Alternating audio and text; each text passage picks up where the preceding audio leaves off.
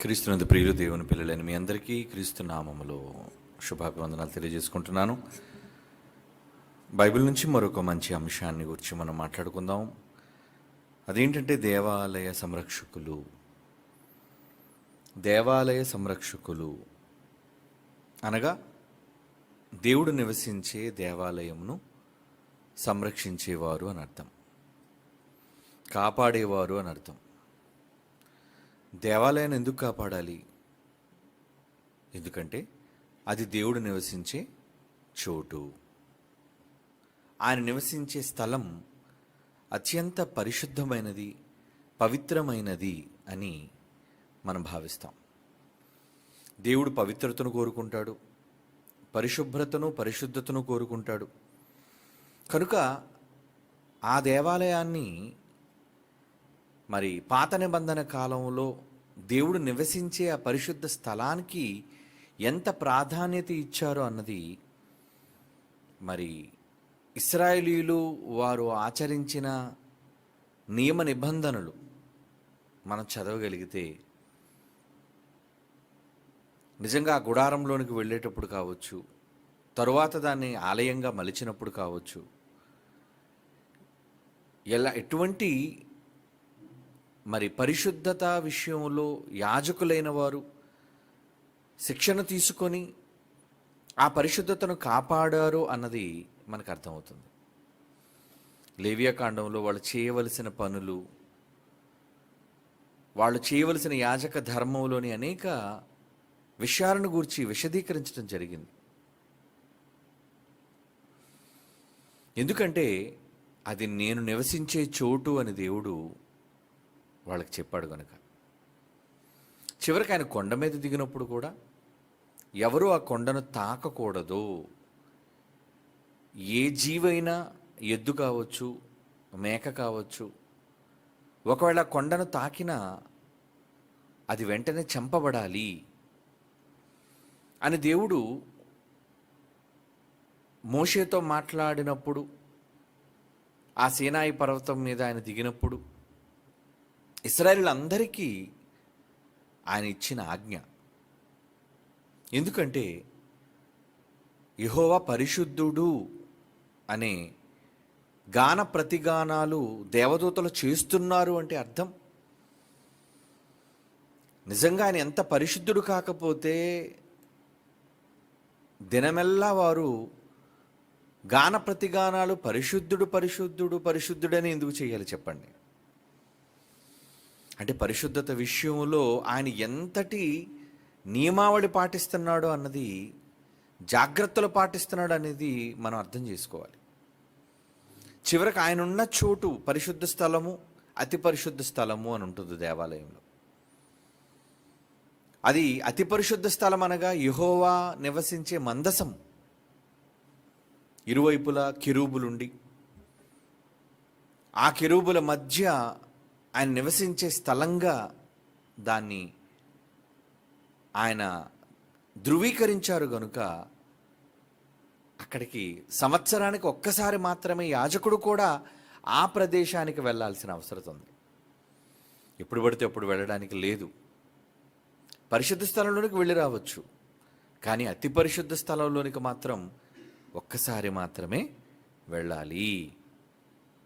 ఎందుకు ఇంత నిష్టను పాటించమని చెప్పాడు అంటే ఆయన పరిశుద్ధుడు గనుక. అందుకే నూతన నిబంధనలో కూడా అన్నాడు, మీ తండ్రి పరిశుద్ధుడు గనుక మీరును పరిశుద్ధులయుండుడి అన్నాడు. ఆల్రెడీ మనం పాఠంలో మనం చెప్పుకున్నాం పరిశుభ్రత, పరిశుద్ధత. దేవుడు దేనిని కోరుకుంటున్నాడు అంటే రెండిటికీ ఆయన ఎంతటి ప్రాధాన్యతని ఇచ్చారు అన్నది ఆ పాఠంలో మనం నేర్చుకున్నాం. అయితే ఇక్కడ దేవాలయము అనగా ఆయన నివసించే చోటు, సాక్షాత్తు దేవుడే నివసించే చోటు. ఆ నివసించే చోటును ఎంత పవిత్రంగా చూడమన్నాడు అంటే, ఎడ్ల బండి కాలు జారినందుకు, ఉజ్జా చేయి చాపి దాన్ని పట్టుకున్నందుకు ఆయనకి ఏం సంభవించిందో అది మనం చదువుకున్నాం చరిత్రలో. ఆయన ప్రాణమే పోయింది. ఎందుకంటే ఎవరు తాకడానికి వీలు లేదు. తాకాలి అంటే దానికి అర్హత కావాలి. దాన్ని మోయాలి అంటే దానికంటూ కొన్ని నియమావళి పాటించాలి. ఇన్నిటిని ఆ, పరిశుద్ధుడైన తండ్రి గుర్తిస్తున్నాడు అని మనం జ్ఞాపకం చేసుకోవాలి. అంటే ఆయన ఉన్న చోటు ఎంత పవిత్రమైనదో అదే ఆలయం, అదే దేవాలయం. ఆ దేవాలయం విషయంలో ఆయన తాను నివసించడానికి మొట్టమొదటిసారిగా దావీదుకి ఆయనకు తలంపు కలిగింది. అది సొలొమోను ఆచరణలో పెట్టారు. ఆ పెట్టిన ఆచరణను బట్టి అది నిర్మాణం కొనసాగింది. చివరికి అది ఎంతకాలం కట్టబడిందంటే బంగారు దేవాలయం. ఏమండి, నిజంగా ఆ నిర్మాణాన్ని గురించి మనం ఆలోచించగలిగితే మొదటి రాజుల గ్రంథం 7వ అధ్యాయం 51వ వచనం చదువుకుందాం. మొదటి రాజుల గ్రంథం 7వ అధ్యాయం 51వ వచనం. ఈ ప్రకారము రాజైన సొలొమోను యెహోవా మందిరమునకు చేసిన పని అంతయు సమాప్తమాయెను.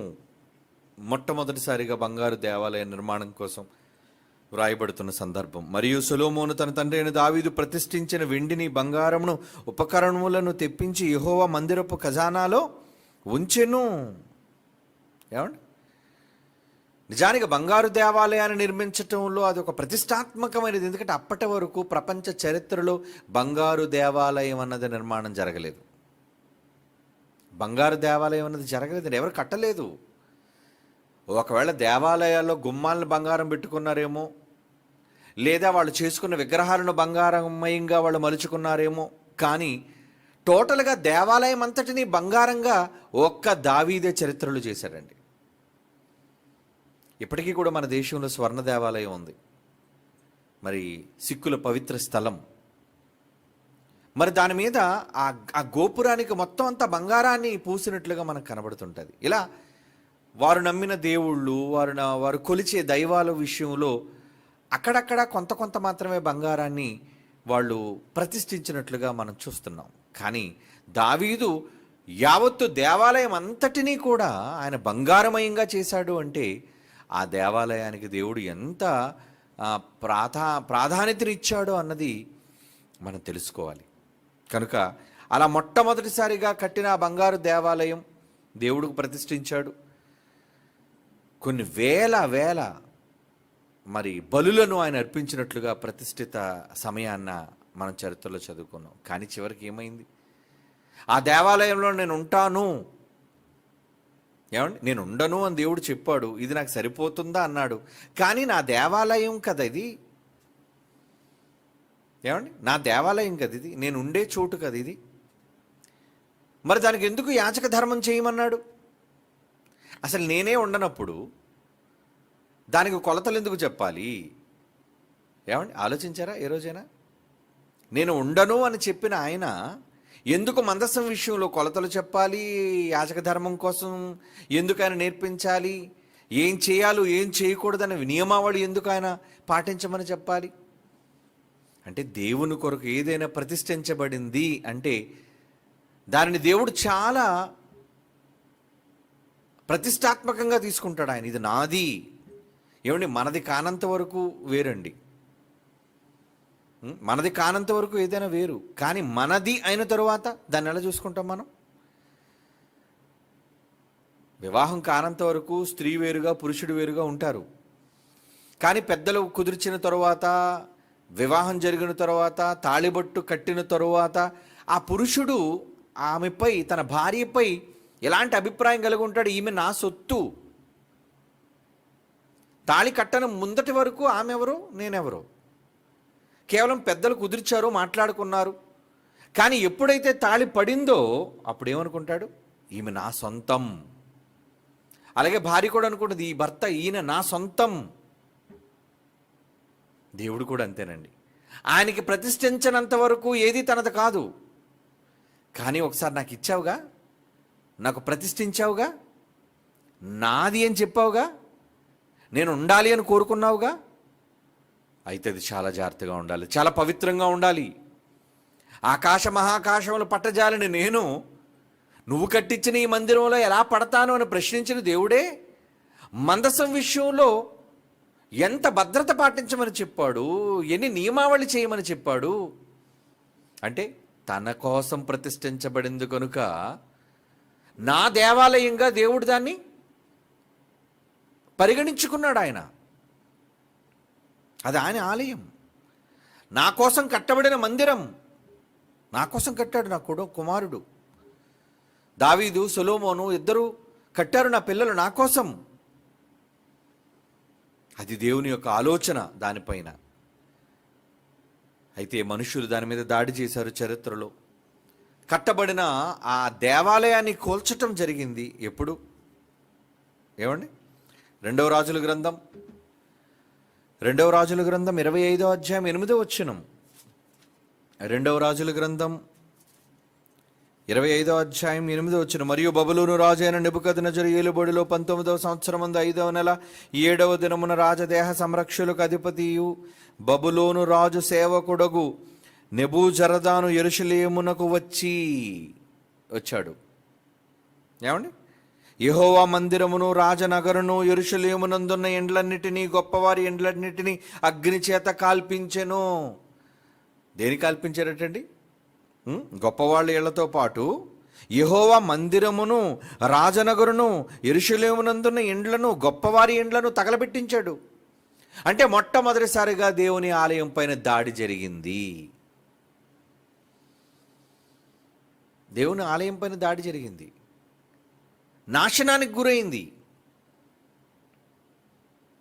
అప్పుడు దేవుడు ఏమనలేదండి, కాముగా ఊరుకున్నాడు. ఎందుకంటే మనుషులు కోరుకున్నారు నేను ఉండాలని. అది పవిత్ర స్థలంగా నేను దాన్ని పవిత్రపరిచాను. నేను నివసించాలి అని నా పిల్లలు కోరుకున్నారు, నేను వారి మధ్య ఉండాలి అని. ఎందుకంటే నేను డేరాల్లో, గుడారాల్లో వాళ్ళ మధ్య నేను తిరుగుతూ వచ్చాను. సరే, వాళ్ళు బంగారు దేవాలయం కట్టినా, గుడారం ఉంచినా, నేను వాళ్ళ మధ్యన ఉండడం అయితే ఖాయం. వాళ్ళు విడిచిపెట్టను, నేను వారితోనే ఉంటాను. అది బంగారు దేవాలయమైనా, లేదంటే ఒక సాధారణమైన ఒక డేరా అయినా. నా పిల్లలు నాకు ముఖ్యం, ఎందులో ఉంచారు అన్నది కాదు ముఖ్యం.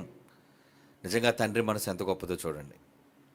కనుక దాడి జరిగిన బంగారు దేవాలయాన్ని గురించి పెద్దగా పట్టించుకోలేదు ఆయన. దాడి చేశారు, బంగారం కాబట్టి శత్రువులు కళ్ళు దాని మీద పడ్డాయి. అందుకు వాళ్ళు బంగారాన్ని కొల్లగొట్టడం కోసం వాళ్ళు ఏం చేశారు? ఏమండి? నిప్పండించేశారు. ఎందుకంటే బంగారం కరిగిపోతుంది కదా. మరి గోడలకు తాపించబడిందంతా కూడా వీళ్ళంతా దాన్ని చెక్కి దాన్ని పనిముట్లతో తీయాలి అంటే చాలా టైం టేకింగ్. అందుకే ఏం చేశారు?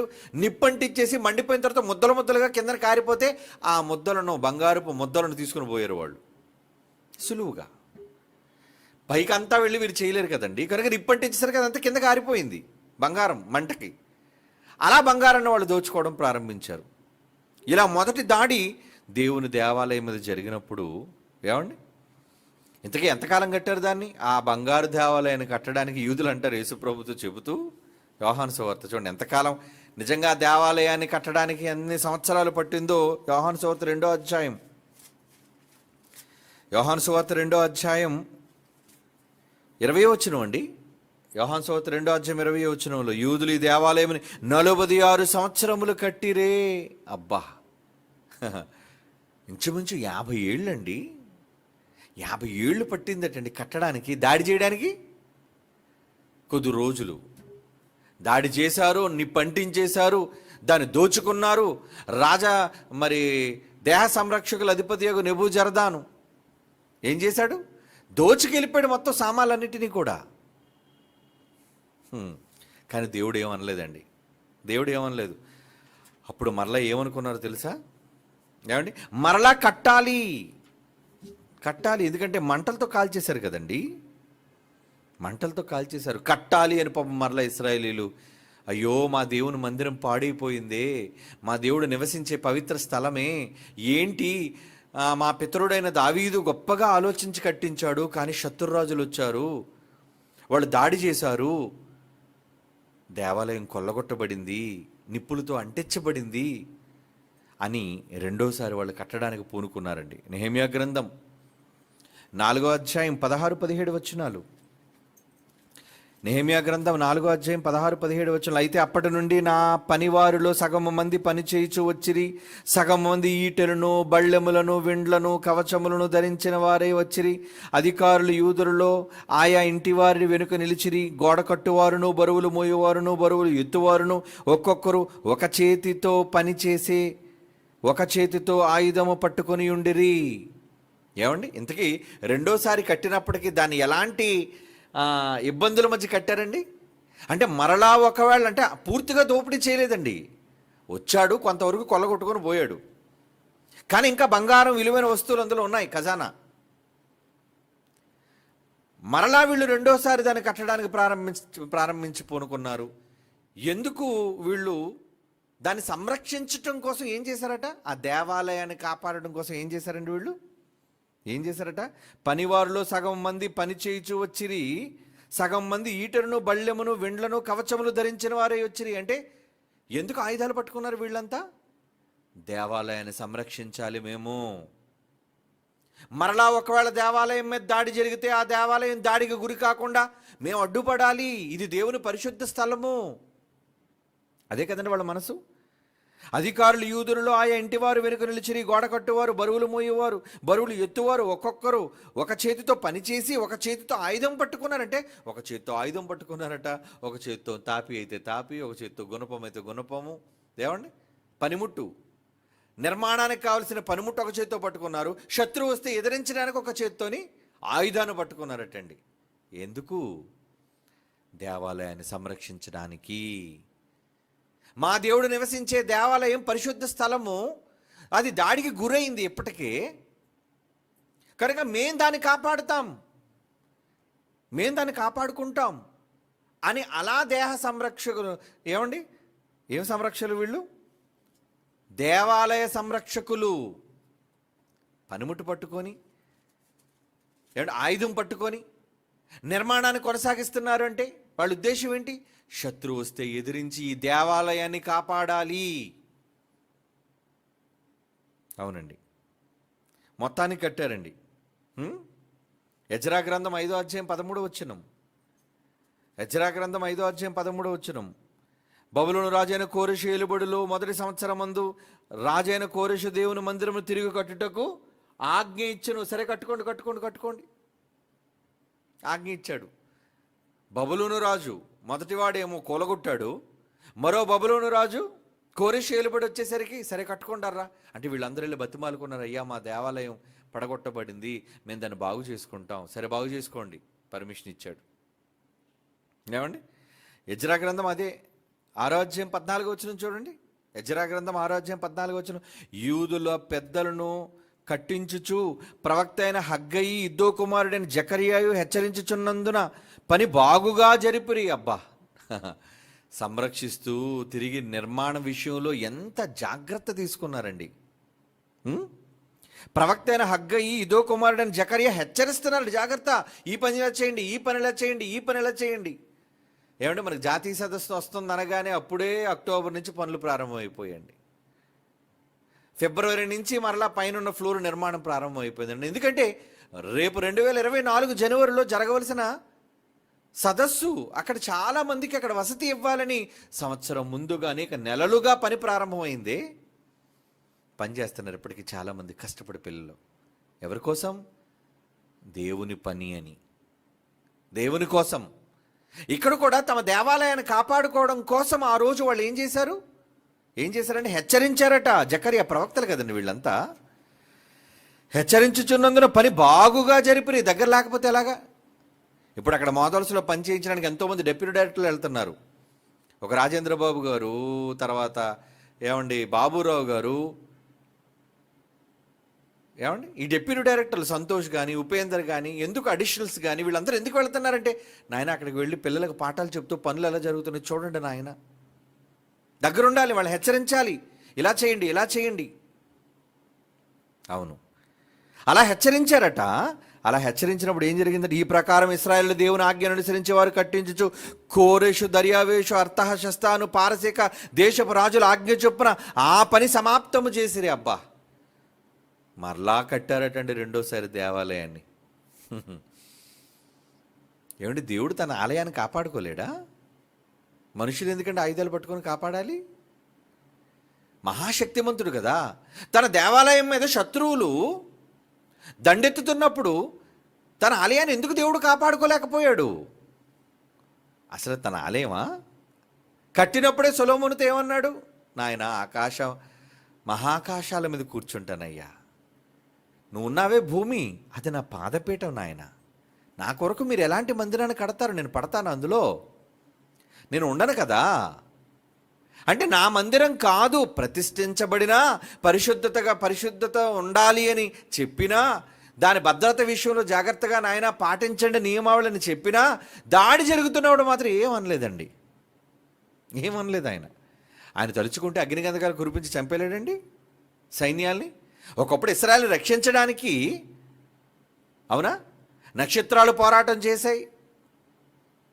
రాజుల పక్షాన దేవుడు యెహోవా యుద్ధానికి దిగాడు, శత్రువులు మట్టి కల్పించాడు.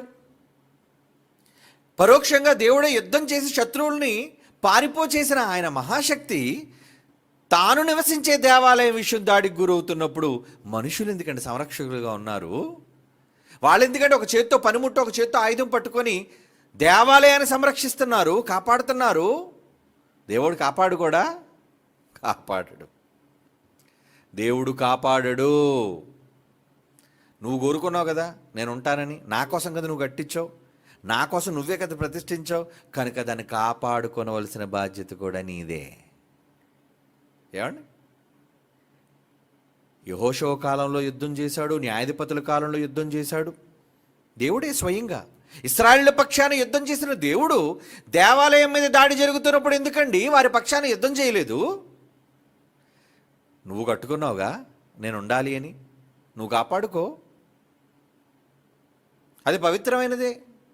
సరే మందసం కదా, నా మందసం అక్కడ పెట్టండి, దాన్ని కాపాడుకోవాలి. కాపాడుకోవాల్సిన బాధ్యత మీదే. అందుకే నేను మధ్యలో దూరను, శత్రురాజులు వచ్చినా దండెత్తినా. చివరికి యేసుప్రభు ఈ రెండోసారి కట్టారు కదండి. యేసుప్రభు కాలం వచ్చిందండి, ఎజ్రా నెహెమ్యా కాలంలో కట్టారు రెండోసారి. యేసుప్రభు కాలం వచ్చేసరికి అప్పటికి ఇంకా కట్టినవే శిథిలాలుగా కనబడుతున్నాయి. కట్టినవే శిథిలాలు అయిపోయి అప్పటికి 100 సంవత్సరాలు గడిచిపోయి కనుక అప్పుడు యేసుప్రభు చూచి ఏమన్నాడు?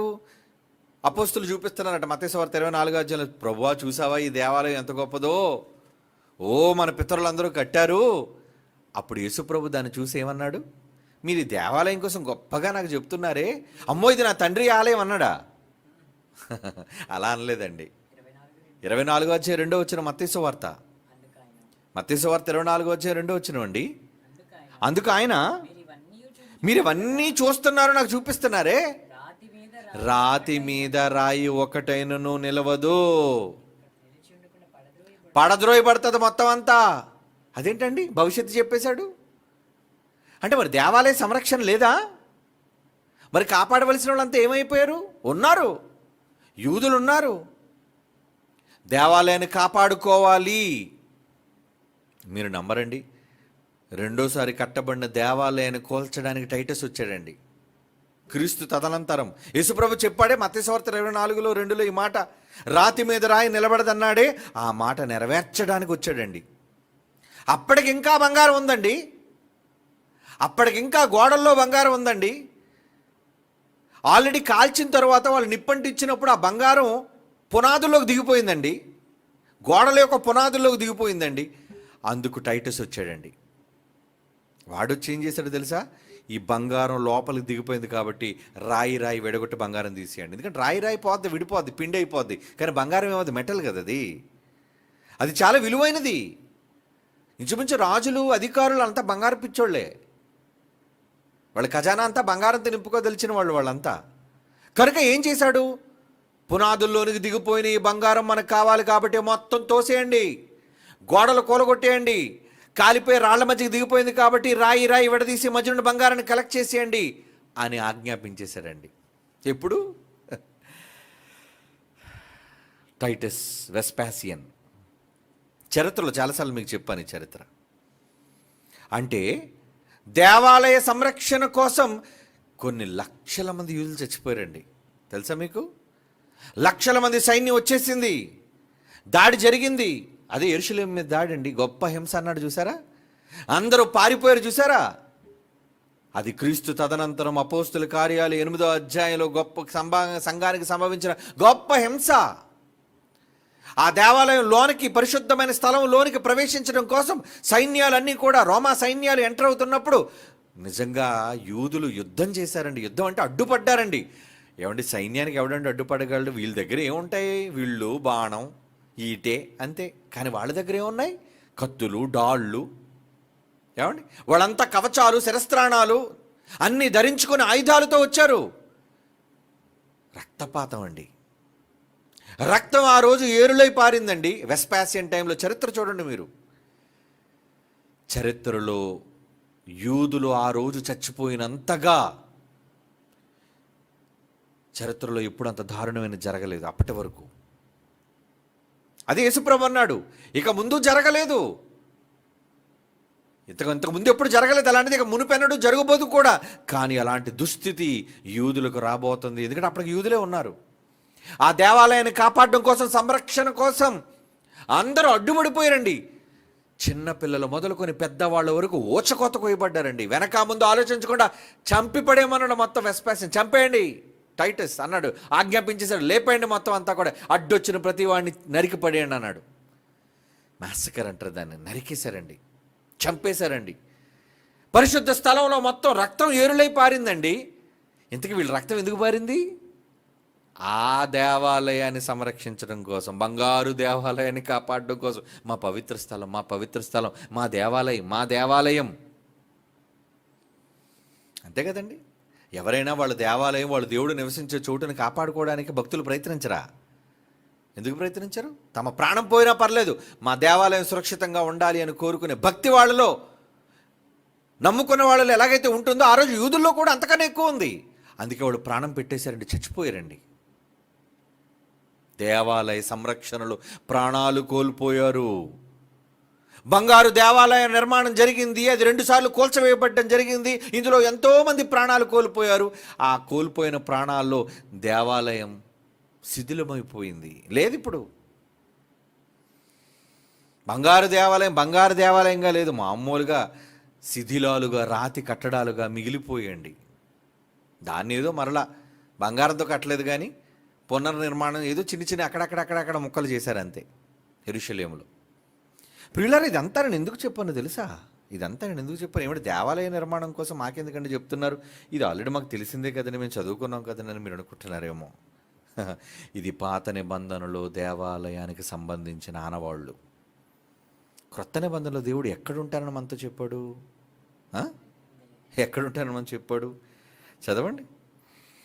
కొరింథీయులకు రాసిన మొదటి పత్రిక 3వ అధ్యాయం 16వ వచనం. కొరింథీయులకు రాసిన మొదటి పత్రిక 3వ అధ్యాయం 16వ వచనం. మీరు దేవుని ఆలయమై ఉన్నారని, దేవుని ఆత్మ మీలో నివసించుచున్నాడని మీరు ఎరుగరా? ఏమండి, దేవుడే ఒక ఆలయాన్ని చెప్పాడు. ఏంటి ఆలయం? అది ఒక ఆలయం కాదు, అది బంగారంతో కట్టబడింది కాదు, అది సువిశాలమైన 100 ఎకరాల్లో ఉన్నది, ప్రాకారాలు కలిగినది కాదు. యెరూషలేము దేవాలయం చుట్టూ పెద్ద ప్రాకారం ఉండేదండి, కట్టించుకున్నారు వాళ్ళు. కానీ ప్రాకారాన్ని కూలగొట్టి బద్దలు చేసి దేవాలయంలోనికి వచ్చి ఆ గవనులన్నీ కూడా చిత్తుగా చేసి మొత్తం దేవాలయ పరిశుద్ధ స్థలంతో పాటు అడుగుపెట్టి, పరిశుద్ధమైన స్థలం కూడా హేయమైన, నాశనకరమైన హేయ వస్తువు నిలబడ్డం అంటే అదే. యోవేలు ద్వారా, దానియేలు ద్వారా చెప్పబడిన ఆ రోజు భవిష్యత్తు గురించి మనం ఆ ప్రవక్తల గ్రంథాల్లో మనం చదువుతాం. నాశనకరమైన హేయ వస్తువు అంటే పరిశుద్ధ స్థలంలోకి మనిషి వచ్చేసాడని. అసలు యాజకుడే సంవత్సరానికి ఒక్కసారి వెళ్ళవలసిన ఆ పరిశుద్ధమైన స్థలం కూడా అపవిత్రమైన స్థలంగా మారిపోయింది. ఎందుకంటే మొత్తం బూట్లతో తొక్కుకొని వచ్చేసారు సేనలు. మరి దేవుడు ఏం చేస్తున్నాడండి? వజ్జా పట్టుకోవడానికి చేయి జారిపోద్దని మందసం పట్టుకోవడానికి ఆయన చంపేసినప్పుడు మందసాన్ని ఎత్తుకెళ్ళిపోతున్నప్పుడు వీళ్ళు ఏం అనలేదే? అంటే దేవుడు వాళ్ళకు ఒక పాఠాన్ని నేర్పించాలనుకున్నాడు. నేను ఉండాలనుకున్నది ఇక్కడ కాదు కదా, నేను అడగలేదు కదా. నాకు బంగారు దేవాలయం కట్టండి అని దేవుడు అడిగాడు ఇశ్రాయేలుని చూసి? లేదు. అది దావీదుకు పుట్టిన ఆలోచన, అది తన కుమారుడు నెరవేర్చిన ఆలోచన. సరే, ఎలాగా కట్టారుగా, నేను ఉండను అని ఆ రోజే చెప్పానుగా. సరే కనీసం మీరు అనుకున్నదైనా పరిశుభ్రంగా పవిత్రంగా ఉంచండి అని చెప్పాను నేను, అంతే. నిజానికి నేను అనుకున్న యెరూషలేము వేరు, నేను అనుకున్న దావీదు రాజు పట్టణం వేరు, నేను అనుకున్న పరిశుద్ధ దేవాలయం వేరు. అదే భవిష్యత్తులో ఆయన చెప్పబోతున్నాడు, యేసుప్రభు ద్వారా సమాజానికి చెప్పబోతున్నాడు. అది యేసుప్రభు వచ్చిన తరువాత చెప్పాడు. ఏమని? ఇదిగో ఈ దేవాలయాన్ని పడగొట్టండి, 3 రోజులు కట్టేస్తాను అన్నాడు. ఆ పిచ్చి సన్నాసులకు అర్థం కాలేదు. దేవాలయాన్న 46 సంవత్సరాలు కట్టారు, నువ్వు ఎటువా 3 రోజులు లేపేస్తావు దీన్ని అని అనుకున్నారు వాళ్ళు. ఇంతకీ యేసుప్రభు దేనికోసం అన్నాడు ఆ మాట? ఏమండి? కట్టబడిన ఆ రాతి కట్టడం కోసం లేదా బంగారు దేవాలయం కోసం చెప్పలేదు ఆ మాట. అక్కడ క్లియర్గా ఉంటుంది, చదవండి ఆ మాట ఏమనుంది అక్కడ. యోహాను సువార్త 2వ అధ్యాయం ఆ సందర్భంలో 20 వచనం, యూదులు 19 చదవండి. యేసు ఈ దేవాలయమును పడగొట్టుడి, 3 దినముల్లో లేపుతాను నేను. యూదులు ఈ దేవాలయము 46 సంవత్సరాలు కట్టారు కదా, నీవు 3 రోజుల్లో దాన్ని లేపుతావా? అయితే ఆయన, ఒరే పిచ్చోళ్ళారా, నేను ఈ ఆలయం కట్టడం కోసం కాదురా చెబుతుంది, ఈ శరీరం అనే దేవాలయం. అప్పుడు చెప్పాడండి దేవాలయం అంటే దేహం అని. నేను నా తండ్రి నివసించే చోటు దేవాలయం, దేహం, అది నా దేహం. ఈ దేవాలయాన్ని పడగొట్టండి, 3 రోజుల్లో తిరిగి నేను బయటకు వస్తాను. అది ఆయన చెప్పిన విషయం. అంటే యేసు ద్వారా దేవాలయం యొక్క అర్థం మారిపోయింది. ఆ రోజు దేవాలయం ఎకరాల స్థలంలో, కట్టడాలలో, నిర్మాణాలుగా, రాతి గోడలుగా కనబడ్డాయి. మరి ఇప్పుడు దేవుడే నిర్మించిన దేవాలయంగా, ఇది ఒక దేవాలయం కాదు, ఎన్ని దేవాలయాలు? ఈరోజు ప్రపంచంలో అమ్మ కడుపులో పుట్టుకొస్తున్న ప్రతి శరీరం దేవుని యొక్క ఆలయం, దేవుడు నివసించడానికి ఆయన కట్టుకున్న నివాసం. అంతే కదండి. 2 కొరింథీ 3వ అధ్యాయం, 2 కొరింథీ 7వ అధ్యాయం అనుకుంటా, చదవండి. 2 కొరింథీ 6వ అధ్యాయం, 6వ అధ్యాయం 18, 16. మనము 2 కొరింథీ పత్రిక 6వ అధ్యాయం 16 వచనం ఏమంటున్నాడు చూడండి అక్కడ. మనము జీవము గల దేవుని ఆలయమై ఉన్నామని మీరు ఎరుగరా? అందుకు దేవుడు ఎలా సెలవిచ్చుచున్నాడు? నేను వారిలో నివసించి సంచరింతును. ఇది ఎక్కడ మాట? ఏమండి? నేను వారిలో నివసించి సంచరింతును, నేను వారి దేవుణ్ణయ్యుందును, వారు నా ప్రజలయ్యుందురు. ఎక్కడ మాట ఇది? ఎక్కడ మాట? ప్రవక్త, ఏ ప్రవక్త రాసిన మాట అది? చూస్తారా? అంటే ఇశ్రాయేలీలు ఉన్న టైంలోనే దేవుడు చెప్పాడా? చెప్పాడండోయ్. ఒరే మీరు బంగారు దేవాలయాన్ని కట్టేశారు కానీ నాకు నేనుండే దేవాలయం ఇది కాదురా. మరి ఏంటి, ఎక్కడ దేవాలయం అది? జకర్యా గ్రంథం 2వ అధ్యాయం 11వ వచనం. జకర్యా గ్రంథం 2వ అధ్యాయం 11వ వచనం చూడండి. ఏమన్నాడు అందులో? ఎక్కడ మాట ఇది అని సర్వశక్తి గల ప్రభువు చెప్పుచున్నాడు. జకర్యా గ్రంథం 2వ అధ్యాయం 11. ఆ దినమున అన్యజనులైన వారు అనేకులు యెహోవాను హత్తుకుంటారు, నాకు జనులవుతారు, నేను మీ మధ్య నివాస చేస్తాను. మీరు నా ప్రజలు, నేను మీ మధ్య ఉంటాను, మీతో ఉంటాను, మీలో ఉంటాను. అది అక్కడ ఉద్దేశం. ఇర్మియా గ్రంథం 32వ అధ్యాయం 38. ఇర్మియా గ్రంథం 32వ అధ్యాయం 38వ వచనం అండి.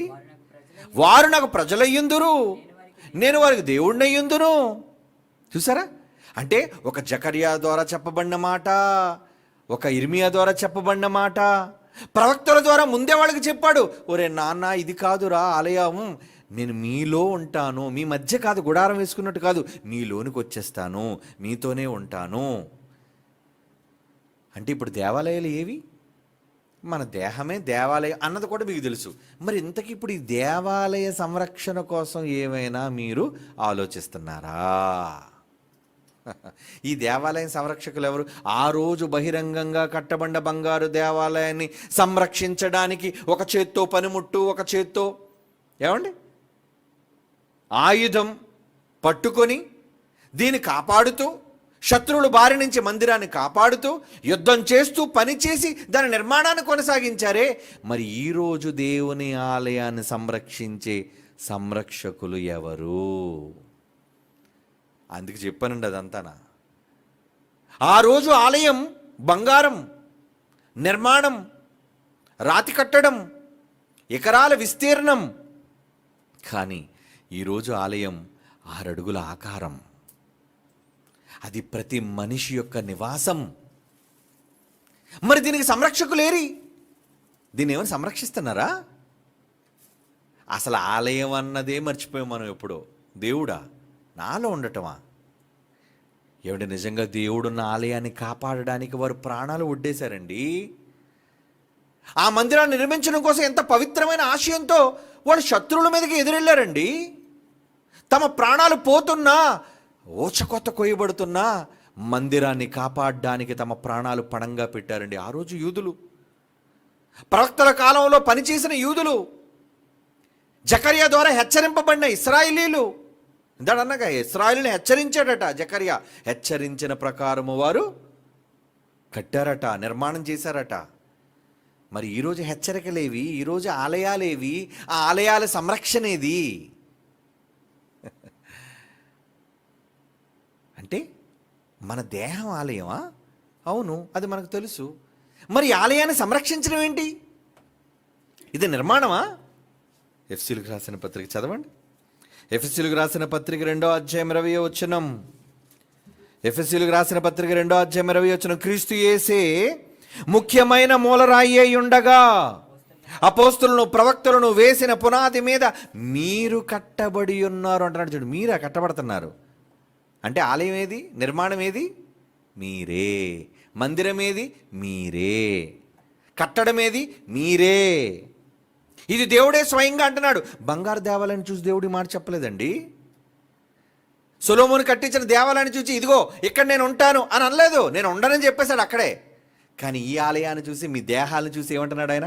ఇదిగో ఇక్కడే ఉంటాను, ఇది నేనే కట్టుకున్నాను, నా స్వహస్తాలతో నిర్మించుకున్నాను, అమ్మ కడుపులో, మీ తల్లుల గర్భంలో నేనే, నా హస్తములు అవయవ నిర్మాణం చేసి నిన్ను రూపించాయి. ఈ నిర్మాణం నేనే చేసుకున్నాను, నేనే ఉంటాను. దీన్ని సంరక్షిస్తున్నారా? దీని సంరక్షకులేరి? ఎవరు చూస్తారు దీని సంరక్షణ? అసలు దేవుని ఆలయాన్ని సంరక్షించేది ఏది చెప్పండి? ఎక్కడున్నారు? మనమే ఆయన ఆలయం అట, మనమే కట్టబడుతున్నామట. అదే కదండి ఎఫ్సీ పత్రికలో 2:20 చదువుకున్నాం. ప్రవక్తలు ఉన్నారట, అందులో ఏమంటే అపోస్తలులు ఉన్నారంట, యేసుప్రభు అట మూలరాయి అట. ఆయన మీరు కట్టబడి ఉన్నారు అంటున్నాడు. చూడండి, మొదటి పేతురు పత్రిక 2వ అధ్యాయం 5వ వచనమండి. మొదటి పేతురు పత్రిక 2వ అధ్యాయం 5వ వచనం. యేసుక్రీస్తు ద్వారా దేవునికి అనుకూలములుగా ఆత్మ సంబంధమైన బలులను అర్పించుటకు పరిశుద్ధ యాజకులుగా ఉండినట్లు మీరు సజీవమైన రాళ్ల వలె ఉండి, మీరంతా సజీవమైన రాళ్ళు, ఆత్మ సంబంధమైన మందిరముగా కట్టబడుచున్నారు. మీరంతా కలిస్తే ఒక మందిరం, మీరంతా కలిస్తే ఒక ఆలయం. అంటే దేవుడు నివసించే పరిశుద్ధమైన ఆలయాలను, ఆయన శరీరాలను ఎంపిక చేసుకొని, ఆ ఎంపిక చేసుకున్న వాళ్ళందరితో ఒక నిర్మాణం, ఒక ఆలయాన్ని కట్టుకుంటున్నాడట.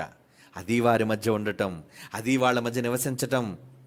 ఆ పరిశుద్ధమైన వాళ్ళ మధ్య ఉంటాడట, అందరితో ఉండడు. నువ్వు రోజు పటాసు కొట్టేసి, రోజు నువ్వు నచ్చినట్లుగా దేవునికి విరుద్ధమైన కార్యక్రమాలు చేస్తే నీ దగ్గర ఎందుకు ఉంటాడు? నువ్వు ఆయన నిర్మాణంలో సజీవమైన రాయువు కావు. అసలు నువ్వు ఆయన ఆలయంలో భాగమే కాదు. ఎందుకు? ఆలయం పైన దాడులు జరుగుతున్నాయి. ఈ ఆలయం మీద దాడులు జరుగుతున్నాయి. ఇంతకీ ఆలయం మీద దాడి చేసేవాళ్ళు ఎవరు? ఆ రోజు బబులోను రాజు, ఏమండి, పారసీక రాజులు, రోమా రాజులు, వీళ్ళందరూ కూడా బంగారు దేవాలయం మీద దాడి చేశారు. మరి ఈరోజు దాడి చేస్తున్న వాళ్ళు ఎవరు? ఆకాశ మండలమందున్న దురాత్మల సమూహాలు, సైన్యాలవి. ఎవరి మీదకి వస్తున్నాయి అవన్నీ? మీ మీదకే. ఒక ఇంటిని ఒక దెయ్యం విడిచిపెట్టి వెళ్ళిపోయిందట.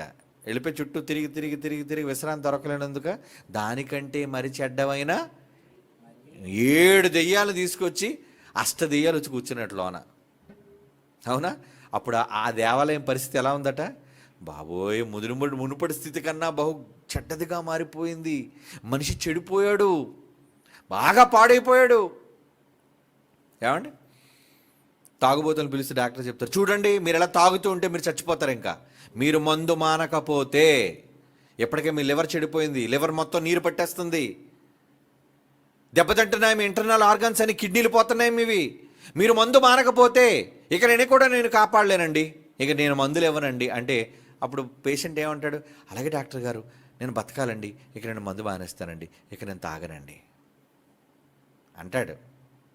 ఏమండి, కానీ ఎందుకో ఆ బీర్ షాపులు, ఆ వైన్ షాపులు, ఆ మందు షాపులు, మందు బాబులు స్నేహితులు, ఎందుకంటే వీళ్ళకి స్నేహితులు ఎవరుంటారు, వీళ్ళకి స్నేహితులు ఎవరండి, ఫ్రెండ్స్ వాళ్ళే, రారా అంటాడు. పార్టీ ఉంది, దేనికి పార్టీ, మందు కొట్టేయడానికి పార్టీ.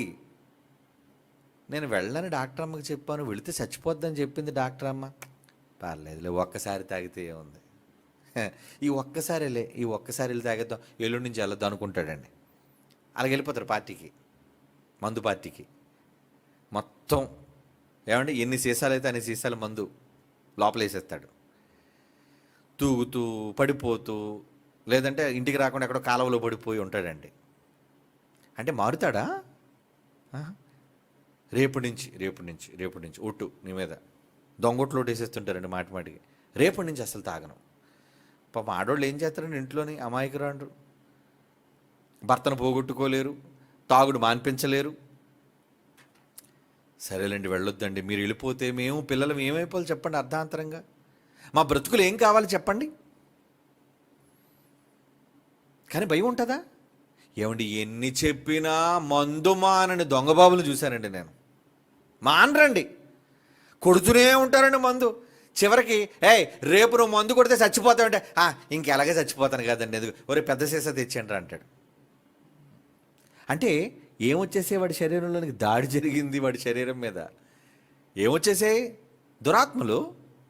అవి అష్టదెయ్యాలు కాదు, ఏనుగు దెయ్యాలు కాదు, అవి సైన్య సమూహాలు దిగిపోయి దేవాలయం నుంచి దేవుని బడి పోరా, నువ్వు బయటికి మాటికి గుడి అంటున్నావేంటి, మాటికి వాక్యం అంటున్నావేంటి, దేవుడి పని అంటున్నావేంటి, ఏంటి పో బయటికి అని దేవుని గెంటేసి, పరిశుద్ధాత్మని గెంటేసి అవి వచ్చి తెష్ట వేస్తాయండి. అప్పుడు ఈ దేవాలయం ఏమవుతుందండి? ఈ దేవాలయం దెయ్యానికి ఇల్లు. ఎక్కడ కూర్చుందంటే చెప్పాడు రూపకాలంకారంగా, ఏది దేవుడు అనబడును, ఏది పూజింపబడును, దానంతటినీ వాడు ఎదిరించుచు తన్ను తాను హెచ్చించుకొనుచు తానే దేవుడునను తను కనుపరుచుకొనుచు దేవుని ఆలయములో కూర్చుండును. 2వ దశలోనిక పత్రిక 2వ అధ్యాయం 4వ వచనంలో అంటున్నాడు కదండి. అంటే దేవాలయంలో ఏం కూర్చుంది? దయ్యం. దేవాలయం అంటే మందుబాబులు ఒక్కటే, మిగతా మేమంతా మంచోళ్ళు అనుకోకండి. మనకు రకరకాల జబ్బులు ఉన్నాయి, రకరకాల అలవాట్లు ఉన్నాయి. పాన్ పరాగ్ వేసేవాళ్ళు ఒకరు, కిల్లి నవ్వులేవాళ్ళు ఒకరు, గుట్కా వేసేవాళ్ళు ఒకరు, ఏమండి సిగరెట్ స్మోక్ చేసేవాళ్ళు ఒకరు, ఇలా పలు రకాలైన ఏమండి మగోళ్ళే చేస్తారు కానీ ఆడోళ్ళు మేమన్నీ అలా చేయమండి. మంచి వాళ్ళు అనుకున్నారా? విపరీతంగా ఉప్పులేసి, విపరీతంగా పంచదారలు తినేసి, విపరీతంగా మసాలాలు నూరేసి, దీనివల్ల ఏంటనుకున్నారు? నాలుగు రుచిగా ఉండాలి కదండి. మా ఆయనకి నోట్లో పెట్టేసరికి జివ్వు మనాలండి. ఏం జివ్వు మనాలి? నువ్వు తర్వాత కెవ్వుమంటావు, ఎందుకంటే వాడు పోతాడు కాబట్టి. అంతంత మసాలాలతో నువ్వు తినేస్తే బెత్తడు నాలుగు రుచి కోసం నీ అవయవాలు ఏమవుతున్నాయి? డ్యామేజ్. కొంతమంది చూడండి, మసాలా లేకపోతే అండి పెళ్ళాల మొఖాల మీద ప్లేట్లు ఇస్తున్న మహాబాబులు చూశానండి నేను. ఇలా ఇసిరేయడమే ప్లేటు. ఏమండి ఎందుకండి? కూర బాగాలేదు, ఏముందండి బాగానే ఉంది కదండి. ఏంటి మసాలా వేయటం ఏంటి? నోరంతా పనికిరాని గుట్కాలు కైనీళ్ళు తినేసిన తర్వాత నాలుగు చెప్పబడిపోయి వీడికి మామూలుగా ఉప్పు పంచదార కారం వేస్తే తెలియదండి, ఎంతెంత కొండడు పోయాల. అప్పుడు ఏం చేస్తాడాడు? తినేసి ఏమీ తెలియదు కాబట్టి మా అమాయకురాల మీద పడిపోతాడు. మొక్క మీద ప్లేట్లు ఇసిరేస్తారండి. ఏమంటే ఇంకా మసాలా కావాలి. ఏమండి అంతంత మసాలాలు తింటే ఏమైపోతుంది? కడుపు ఏమైపోద్ది, పేగులు ఏమైపోతుంది, జీర్ణ వ్యవస్థ ఏమైపోద్ది, నీ అవయవాలు దెబ్బతింటాయి. మరి ఇదేంటి? ఏం చేస్తున్నావు? నీ దేవుడు నివసించే దేవాలయాన్ని ముక్కలు ముక్కలు ముక్కలు చేస్తున్నావు కదా. నువ్వు కాపాడుతున్నావు ఈరోజు దాన్ని. నీ తిండి వాళ్ళు పాడు చేస్తున్నావు. ఏమండి నాకు చిన్న వయసులోనే షుగర్ వచ్చిందండి. ఎందుకు వచ్చింది షుగర్? ఎందుకు వచ్చింది? కొండడ పంచదార వేస్తేనే కానీ టీ తాగలేము మనం. ఏమండి మగాళ్ళకే దురలవాట్లు అనుకోండి, ఆడవాళ్ళకి రకమైన దురలవాట్లు. ఎప్పుడు చూడండి 24 గంటల మాంసాలు మాంసాలు మాంసాలు మాంసాలు. ఏంటది? ఆలయాన్ని పాడు చేస్తున్నావు. ఏమండి ఈ ఆలయాన్ని దేవుడిది కదా, కాపాడవా? భద్రపరచవా? ఏమండి దేవుని పని కోసం ఈ ఆలయాన్ని వాడడం ఎంత అవసరమో, ఆ దేవుని పని కోసం ఈ ఆలయాన్ని సంరక్షించడం కూడా అంత అవసరం. ఇంతకీ దీని సంరక్షకులు ఎవరు? ఎవడో కాపాడు. ఈ ఆలయాన్ని నువ్వే కాపాడాలి. నీ చేతిలో పెట్టాడు దేవుడు. ఈ ఆలయాన్ని నువ్వే కాపాడుకోవాలి. అంటే ఉప్పులు తినకూడదు, కారాలు తినకూడదు, ఆరోగ్యకరమైన ఆహారాన్ని తినాలి, అనవసరంగా ఎండల్లో తిరగకూడదు. అనవసరంగా వర్షం వచ్చింది కదా నాకు తడవడం ఇష్టం అండి అని వర్షంలోకి వెళ్ళి తడవద్దు. ఎందుకు తడుస్తావు? తల తడిచి జలుబు చేసి న్యూమోనియా పట్టేస్తుంది, ఊపిరితిత్తులు పట్టేస్తాయి, శ్వాస సంబంధమైన ప్రాబ్లమ్స్ వస్తాయి. ఏమండి ఇలాంటి పిచ్చులు ఉంటాయండి చాలామందికి. ఏంటి పిచ్చులు? తినే పిచ్చి, తిరిగే పిచ్చి, వండుకునే పిచ్చి. కొంతమంది అండి ప్రయాణాలండి బాబు. ఎక్కడో కాశీ నుంచి వస్తుందండి పెళ్లి కార్డు. కాశీ ఒక 500 కిలోమీటర్లు. ఇంతకీ ఎవడంటే ఎవడో బీరకాయ పీచు, ఆడి పెళ్ళో లేదా ఆవిడ పెళ్ళో అంతేనండి. పట్టుకొని రెడీ అయిపోతారు. కుటుంబం ఎక్కడికండి? పెళ్ళికి వెళ్తున్నామండి. ఎవరి పెళ్ళి? ఏదో వేలు విడిచిన మేనమామ తాలూకా కొడుకు భార్యది. ఏమండి ఏదో చెప్తాడు మనకి. అంటే ఈ ప్రయాణాల్లో ఎంత సమయం, ఎంత ప్రయాసం. ఈ ప్రయాణంలో ఈ ప్రయాసంలో నీ శరీరం ఏమవుతుంది? రకరకాల నీళ్లు, రకరకాల తిండి, నడకలో దానివల్ల అలసిపోవటం, వెళ్ళటం రావడం, బయటికి వెళ్ళి బామ్మూలకి ఇంట్లోంచి బజార్కి వెళ్ళి వస్తేనే ఆమె అలసిపోయావండి అంటారు. మరి ఎక్కడో 3-4 రోజులు ప్రయాణం అంత దూరం వెళ్ళి దేనికి వెళ్ళొచ్చావు? ఎవరి కోసం వాడావు? ఈ దేహాన్ని సంరక్షించుకునే బాధ్యత లేదా? లేదు. దేవుడుండే ఆలయం అది. దేవుని దేవాలయాన్ని సంరక్షించుకునే సంరక్షణ నీదే. నువ్వే సంరక్షకుడివి. ప్రతి భార్య దేహాన్ని భర్త సంరక్షించాలి, ప్రతి భర్త దేహాన్ని భార్య సంరక్షించాలి. ఎలా? భోజనం, మందులు, భద్రత అన్నీ. ఇలాంటి విషయాల్లో ఎవరైనా శ్రద్ధ తీసుకుంటున్నారా? అసలు దేవాలయం అనేదే మర్చిపోయాం మనం. దేవుడు ఇందులో ఉంటాడనే మనం మర్చిపోయాం. ఇంకా దాని సంరక్షణ ఏంటి? కొంతమంది చూడండి స్నానాలు చేయరండి. ఎందుకు స్నానం చేయరు? బద్ధకం. దేవుడు ఆలయాన్ని శుభ్రంగా ఉంచవా?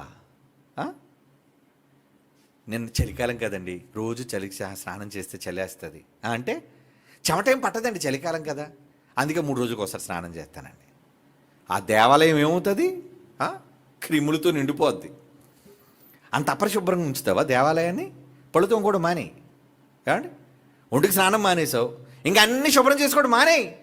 ఇంక నీకు ఆ మున్సిపాలిటీలో నా తొట్టికి ఏముంటుంది సంబంధం? తేడా రెండు ఒకటే. నీ పక్కన ఎవరు కూర్చోలేరు, నీతో ఎవరు మాట్లాడలేరు దగ్గరకు వచ్చి. దేవాలయ సంరక్షణ, దేవుడు కట్టుకున్న దేవాలయం. దీనిని దేవుని పడిలో కూడా జాగ్రత్తగా వాడాలి. ఏమండి ఎక్కడికి వెళ్ళాం అనుకోండి, ఏమండి కొంచెం మంచి నీళ్ళు తీసుకురండి అంటే, ఏంటండి మీరేంటి వేరే నీళ్ళు అడుగుతున్నారేంటి? సేవకు వచ్చిన తర్వాత ఏ నీళ్ళు పెడితే ఆ నీళ్ళు తాగాలండి. ఏది వండి పెడితే తినాలండి. ఏది వండి పెడితే నేను తిన్నాం. ఎందుకంటే దేవాలయం నాదిరా, నా సంరక్షణ నాకు కావాలి. నువ్వు పనికిరానిదంతా వండి చెత్త చెదారం నా మీద పెడితే నేను ఎందుకు తినాలి?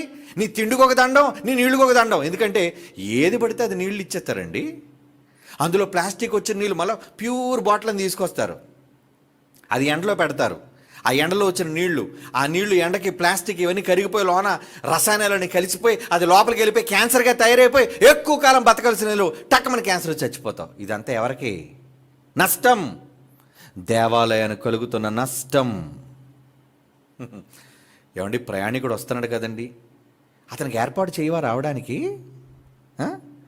మళ్ళీ భక్తులు ఏం మాట్లాడతారు తెలుసా అండి? పాపం నిజంగా ఎక్కడో గజపతి నగరంలో జరిగే సువార్త కోసం పాపం ఇద్దరు అప్పారావు కానీ లేదంటే చందు 2 వీలర్ మీద వెళ్తున్నారండి. 2 వీలర్. ఏమంటే నిజంగా పిలిచేవాళ్ళు, వాక్యాని కోసం పిలిచేవాళ్ళని ఎంత భద్రంగా చూసుకోవాలి. వాళ్ళ శరీరాలు చాలా విలువైనవి. ఏమనుకుంటున్నావు? వచ్చేయండి మీరు, వచ్చేయండి అంటే ఏం కారు పెట్టవా? ఏమంటే నిజంగా కారులోనో బస్సులోనో వెళ్తే సేఫ్టీగా ఉండేవాళ్ళు కదండి. ఒక వాహనం మీద వెళ్తే, టూ వీలర్ మీద వెళ్తే బాడీ అంతా బయటే ఉంటుందండి. ఎవడ తాకినా, ఏది గుద్దినా, ఇదిగో ప్రాణం పోయే పరిస్థితి. దేవాలయం పోయింది ఒకటి. శ్రద్ధ లేదు, బాధ్యత లేదు. ఇలాగ అడిగాం అనుకోండి, చూడండి ఆయన కారు పెట్టమంటున్నాడండి, పెట్టాలి, అది అవసరత. ఈ దేహాన్ని కాపాడుకోవాలి. ఈ దేహాన్ని ఎలాగైతే వాడుతున్నానో, ఏమండి ట్రైన్ తీయమంటారు ఏంటండి, ఫ్లైట్ తీయమంటారు ఏంటండి, నడుచుకొచ్చేస్తాను నీ దగ్గరికి. మరి నువ్వు హైదరాబాద్లో మీటింగ్ పెడతావు, మేము ఎక్కడి నుంచి ఏమంటే సంచి పట్టుకొని బయలుదేరుతాం నడుచుకొని. మధ్యలో పేషెంట్ అయిపోయి ఎక్కడి వరకు వెళ్ళవసరం లేదు, ఒక 5 గంటల ప్రయాణం చేస్తే అక్కడి నుంచి డైరెక్ట్ సరాసరి హాస్పిటల్కి పోతాం. అంటే ఈ దేహం ఏమవుతుంది? దేవుని ఆలయం, దేవుని కోసం ఉపయోగించబడవలసిన ఆలయం మంచం పాలవుతుంది, రోగం బారిన పడుతుంది. కనుక మీ దేహాలను మీరు కాపాడుకోవడంతో పాటు సేవకుల దేహాలను కూడా మీరు కాపాడాలి. దేవాలయాలవి. నీ దేవాలయం మీకు ఎలాగ శ్రద్ధ లేదులే, కనీసం వచ్చేవాడు, దేవుని మాటలు చెప్పేవాడు శ్రద్ధ తీసుకోవా? కార్ అంటే బోల్ డబ్బులు అవుతాయండి, డబ్బులు అవుతాయండి, మానే పెట్టడం మానే. చెబుతున్నాను, దేవుని పని గొప్పగా చేయాలి, సంరక్షణతో చేయాలి, బాధ్యతతో చేయాలి. పర్లేదండి మీరు వచ్చేయండి, ఓ 10 రూపాయలు ఇస్తాం, వచ్చేయండి, మీరు చేసేయండి, ఎలా పడితే అలాగ వచ్చేయండి. సేఫ్టీ లేదు అంటే దేవుని ఆలయానికి సేఫ్టీ లేదా? ఆ రోజు దేవుని ఆలయాన్ని కాపాడడానికి పనిముట్టు పట్టుకొని, ఆయుధాన్ని పట్టుకొని పనిచేసి కాపాడారండి. నువ్వేం కాపాడుతున్నావు ఆలయాన్ని? వర్షంలో తిప్పేస్తానంటావు, ఎండలో తిప్పేస్తానంటావు, దోమలతో కుట్టించేస్తానంటావు. ఒక సేవకుడు, ఏమంటే దోమలు తిరుగుతున్నాయండి, కొంచెం ఏదో దోమలు హిట్ అదేంటి కొనండి, ఏమంటారు దాన్ని, లిక్విడ్ కొనండి అంటే, మరి ఎంత ఏంటండి సేవకుడు కోరికలా? కోరిక కాదురా ఒరే పిచ్చోడా. దోమ కుట్టిందనుకో, అందులో డెంగ్యూ ఉంటుంది, మలేరియా ఉంటుంది, ఫైలేరియా ఉంటుంది, రకరకాల ఏరియాలో తిరిగి వచ్చిన దోమలు అవన్నీ. ఏమండి కుట్టిన తర్వాత వాడికి ఇమ్యూనిటీ తక్కువగా అంటే లేనిపోయిన రోగాలన్నీ వాడి శరీరాన్ని వచ్చి మంచాన పడితే, టైఫాయిడ్ వచ్చింది అనుకోండి, 4 రోజుల వరకు మాంసం తినడానికి వీల్లేదు, పచ్చిం చేయాలి. ఇదంతా దేనివల్ల? కలుషితమైన ఆహారం, కలుషితమైన నీరు, ఈగల వాలినది, దోమలు కుట్టినది. అంటే దేవాలయానికి భద్రత అవసరం లేదా? అవసరం లేదు. మేము మీటింగ్ పెట్టావా లేదా, నువ్వు వచ్చి చెప్పావా లేదా, నువ్వు ఎక్కడ పడుకున్నావో, ఎలాగున్నావో, దొర్లావా, నిలబడ్డావా, పరిగెట్టావా, మాకు అనవసరం. తప్పు. నీదైనా దేవాలయమే, పొరుగువాడిదైనా అందులో కూడా దేవుడు ఉంటాడు కదా, ఆలయమే. నీ ఆలయాన్ని ఎంత జాగ్రత్తగా చూసుకున్నా, నిన్ను వల్లే నీ పొరుగువాన్ని ప్రేమించు, అది కూడా దేవుడు ఆలయమే. ఆలయాన్ని కాపాడు, ఆలయానికి అవసరతలు తీర్చు, ఆలయాన్ని భద్రంగా చూసుకో. ఏమండి నేను మీటింగ్స్కి వెళ్తానండి, చాలా భద్రంగా చూసుకుంటారండి, చూసుకునేటట్టు చేస్తానండి నేను. చివరికి అన్నం వడ్డించేటప్పుడు కూడా ప్లేట్లు కడగండి, చేతులు కడుక్కోండి, ఎవరైనా సరే. వాళ్ళు వస్తారు, ఏంటంటే అన్నయ్య మరి మాకు శుభ్రం లేదని అన్నయ్య ఇలా చెప్తాను. మీకు శుభ్రం లేదు కదా, కాదు తల్లి, మహాతల్లి, మీకు శుభ్రమే ఉండొచ్చు, కానీ ఇంటి దగ్గర చేయి కడుక్కొని వచ్చారట, ఎక్కడ మరి కడుక్కోవా? ఇంటి దగ్గర నుంచి ఇక్కడికి రావడంలో ఆటో ఎన్నిసార్లు ఎక్కావు, నీకు తెలియకుండా గోక్కుంటే ఎన్నిసార్లు ఎక్కడ గోక్కున్నావు, ఏది పడితే ఏది పట్టుకున్నావు, తీసుకొచ్చి ఆ దిక్కుమాల పవిత్రమైన చేతితో నాకు ఏదో పెట్టేస్తే అంటే నేను జబ్బు పడిపోయి ఇంక ఊరు వెళ్ళకుండా, ఏ మీటింగ్కి వెళ్ళకుండా, ఇక్కడే మంచాన పడి హాస్పిటల్లో జాయిన్ అయిపోవాలన్నమాట. నో, నా దేహాన్ని సంరక్షించుకోవటం నాకు చాలా ముఖ్యం. అలాగే మీ దేహాలను కూడా మీరు సంరక్షించుకోవడం ముఖ్యం, కాపాడుకోండి, అది చాలా విలువైనది. అందుకే దేవుడు ఏమన్నాడు? మీ దేహములు విలువ పెట్టి కొనబడినవి, విలువ పెట్టి కొనబడిన వారు. చదవండి ఆ మాటలు. ఎప్పుడు చదువుతాం కానీ ఎప్పుడు మనకి ఎలగవండి, ఇప్పుడు చదవాలా. కొరింథీయులకు రాసిన మొదటి పత్రిక 6వ అధ్యాయం 20వ వచనం. కొరింథీయులకు రాసిన మొదటి పత్రిక 6వ అధ్యాయం 20వ వచనం. మీరు మీ సొత్తు కారు. ఈ బాడీ మీద అనుకున్నారా? ఒకడు అంటాడు, ఈ చెయ్యి నాదండి, ఈ గొంతు నాదండి, ఈ లివర్ నాదండి, ఈ ఊపిరితిత్తులు నావండి, ఈ గుండె నాదండి, నాకు వచ్చింది నేను చేస్తానండి అంటాడు. ఇలా పొగరెక్కిన వాళ్ళు ఉంటారండి. ఏం చేస్తాం వాళ్ళతో? ఒరే నా మందు, నా నోరు, నా ఇష్టం తాగుతాను, నువ్వెవడరా అడగడానికి? నేను ఎవడన్నా? ఒరే ఆ దేహాన్ని సంరక్షించడానికి వచ్చిన సంరక్షకుడు రా, అది నీది కాదు రే పిచ్చోడా, ఆ దేహం నీది కాదు. బైబిల్ చెబుతుంది ఏమని? మీరు మీ సొత్తు కారు, విలువ పెట్టి కొన్నాడు, కనుక మీ దేహముతో దేవుని మహిమపరచాలి. ఎలా మహిమపరుస్తారు? 24 గంటలు భజన చేసి స్తోత్రం స్తోత్రం స్తోత్రం, ఇది కాదు భజన. దేవుని మహింపరచడం అంటే భజన చేయడం అనుకున్నావా? లేదా 24 గంటలు దేవుడు స్తుతి స్తుతి స్తుతి స్తుతి నోటితో గ్యాస్ కొట్టడం అనుకున్నావా? కాదు. ఈ దేహముతో దేవుడు మహిమపరిచే కార్యక్రమాలు చేయటం, అది ఒక సభ, ఒక సదస్స, ఒక ప్రసంగమా, ఒక ప్రయాణమా, ఏమండి, ఏదైనా కావచ్చు, ఒక పాట, ఒక మాట, ప్రతిదీ దేహంతో దేవుని మహిమపరిచే విధంగా నువ్వు ఈ దేహాన్ని వాడాలి. ఎన్ని గంటలు ఎవరి కోసం? నీ స్వార్థ ప్రయోజనాల కోసం ఎక్కడెక్కడ ఊర్లను వెళ్ళిపోతున్నావు, నీ సొంత స్వప్రయోజనాల కోసం ఎంత దూరాలు ప్రయాణం చేస్తున్నావు, ఎండనక వాననక దీన్ని నలగొట్టేస్తున్నావు. దేనికి? సంపాదన. పిల్లల కోసం. నేను పిల్లల కోసం ఎంత కష్టమైనా పడతానని అంటాడు తండ్రి. సిగ్గుండాలి ఆ మాట అనడానికి. దేవుడి కోసం ఎంత కష్టమైనా పడాలి అనాలి ఆ మాట. వీడి పిల్లల భవిష్యత్తు కోసం అంట కొంతమంది తండ్రులు అంటుంటారు, నా పిల్లల భవిష్యత్తు కోసం నేను చావనైనా చేస్తానండి. ఆహా, ఎంత ప్రేమ నీకు ఇచ్చాడు. అందుక నీ పిల్లల భవిష్యత్తు కోసం వాళ్ళు పెద్ద ఉద్యోగాలు చేయించేసి వాళ్ళ లోకంలో పెద్దవాళ్ళుగా తీర్చిదిద్దడానికి నీకు దేహాన్ని ఇచ్చాడు. నో, నీకు ఇవ్వబడిన దేహం దేవుని మహిమపరచడానికి ఇవ్వబడింది. ఎంతమంది ఉపయోగిస్తున్నారు దేవుని కోసం మీ దేహాలను? చెప్పండి. ఎంతమంది మీ దేహాల విషయంలో సంరక్షణ, దాని బాధ్యత, దాని జాగ్రత్త ఆలోచిస్తున్నారు? చెప్పండి. బయటికి వెళ్ళిపోతున్నారు, హెల్మెట్ కొనుక్కోరా? ఏమండి, హెల్మెటే కదండి, ఏముంది హెల్మెట్ లేకపోతే? ఏమండి, నిజంగా చందు చనిపోవడానికి హెల్మెట్ లేకపోవడమే కారణం అండి.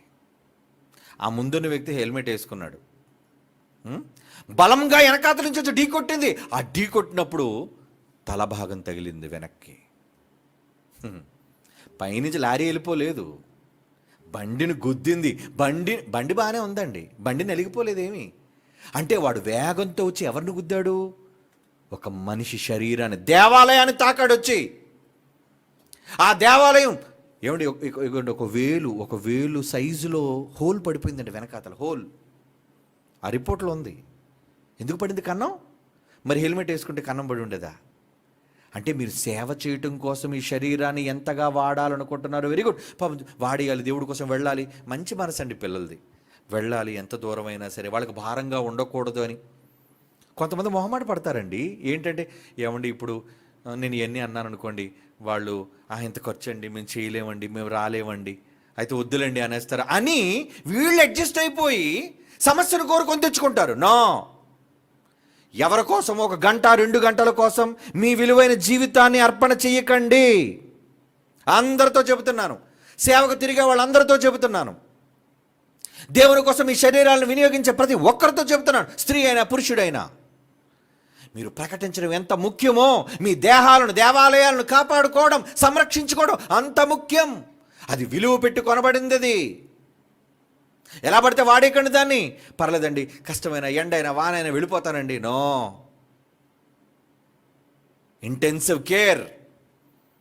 దేవుడు పరిశుద్ధ దేవాలయాన్ని ముట్టడానికి ఒప్పుకోలేదు ఎవరిని. ముట్టడానికి వీల్లేదు, అది నాది. మరి ఈ దేవాలయాన్ని ఎవరు పడితే ముట్టేయొచ్చా?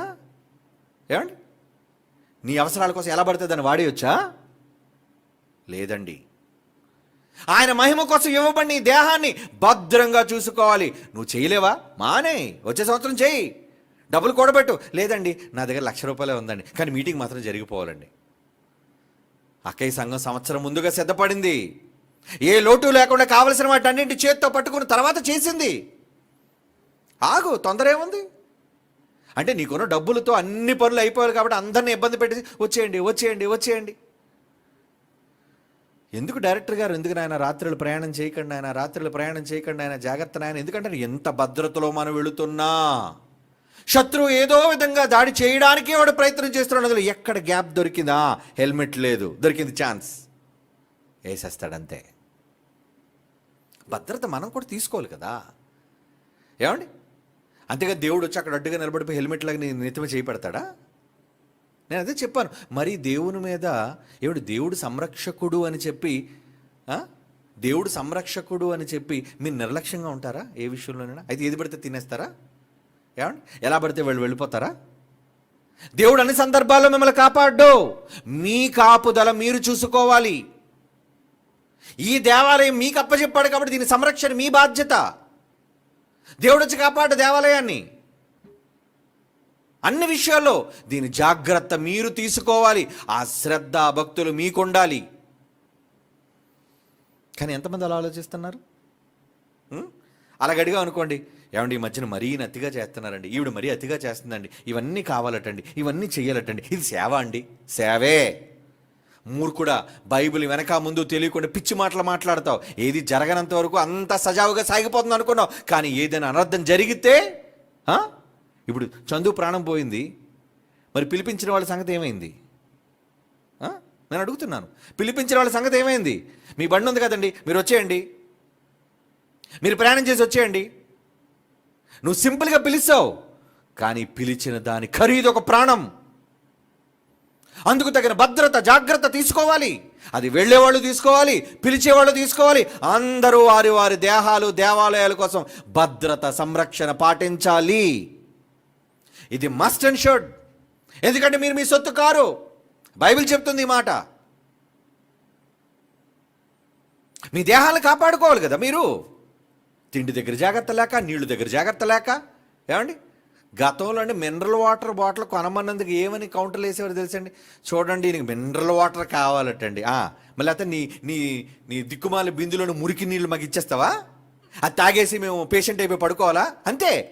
అంటే వాడికి భవిష్యత్తులో దేవుని గురించిన ఆలోచన వాడికి లేదు. వాడు ఎంతసేపు ఒక పిసినారిలాగా వాడి కోణంలోనే ఆలోచిస్తాడు. అంటే వాడు అనుకున్నది నెగ్గించుకోవడం కోసం ఎదుటివాడు బురద జల్లేసి, ఈయన కట్టండి మినరల్ వాటర్ కావాలటండి అని మేము అంతా మరి నీళ్లు తాగి బతకటం లేదు. అలా నీళ్లు తాగి బతకటం వల్లే రికెట్స్ అని, కాల్మన్, రకరకాల వ్యాధులు వచ్చి, ఏమండి, బోన్స్ వంగిపోయి, లోకంలో కాల్షియం తగ్గిపోయి, లోపలేమో శరీరంలోని రకరకాల రోగాలతో నిలయమైపోయి, ఇది దీర్ఘకాలంగా నువ్వు మంచాన పడతావు. అది నీకు అర్థం కాదు. జాగ్రత్త తీసుకోవాలి. దేవుడు జాగ్రత్త తీసుకోమన్నాడు. నీ శరీరం నాదది, నేను కదా దాన్ని చేశాను, నేనుండే దేవాలయం కదా. మరి దాన్ని ఎంత పవిత్రంగా చూసుకోవాలి, దాన్ని ఎంత భద్రంగా చూసుకోవాలి, దాన్ని ఎంత జాగ్రత్తగా చూసుకోవాలి.